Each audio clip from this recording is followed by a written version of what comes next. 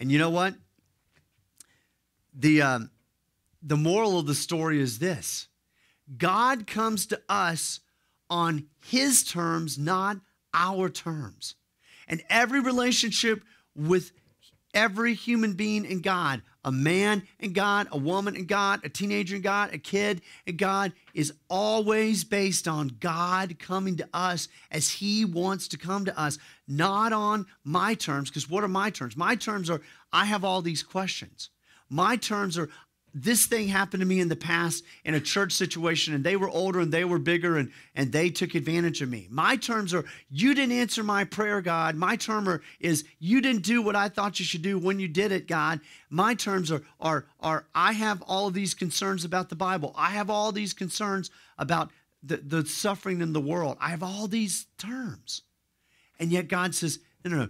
You come to terms with me like Abraham did. And when Abraham came to the place where he says, God, I understand I have concerns. I have questions. I have obstacles. I have lots of questions and things I don't get.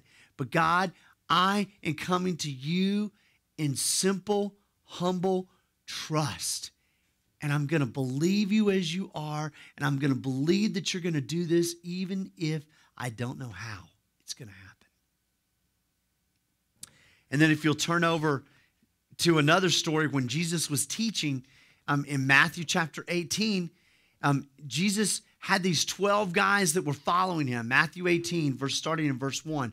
And these guys would follow Jesus, and they became the 12 disciples, the closest guys to Jesus. And you know what? These guys, many times they kind of stayed confused. Many times they kind of stayed a little bit off kilter because Jesus would teach in these parables. And these parables, sometimes you got them and sometimes you didn't. And sometimes in the parables, you could see yourself. And sometimes you didn't understand who was who and what was what as Jesus taught. So, in Jesus' teaching, a lot of times, some of his disciples would say, you know what? Let's just not talk about parables. Let's not talk about unclear things. Just give me some straight teaching. Just answer my questions directly. Just give me some clear answers about a topic.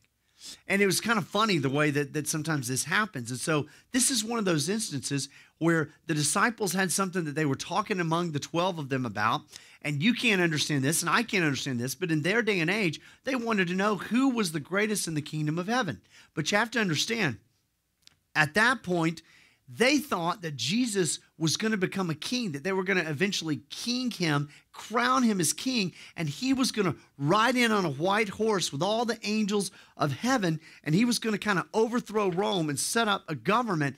And these guys who had been faithful followers, they were going to sit at his left and at his right and all around him in the key places of authority. But now there's 12 of them, and so they kind of are like the middle child, first child, baby kind of deal. Who's the favorite? Who do you favor the most? Who's the most important? Who is the greatest in the kingdom of heaven? And so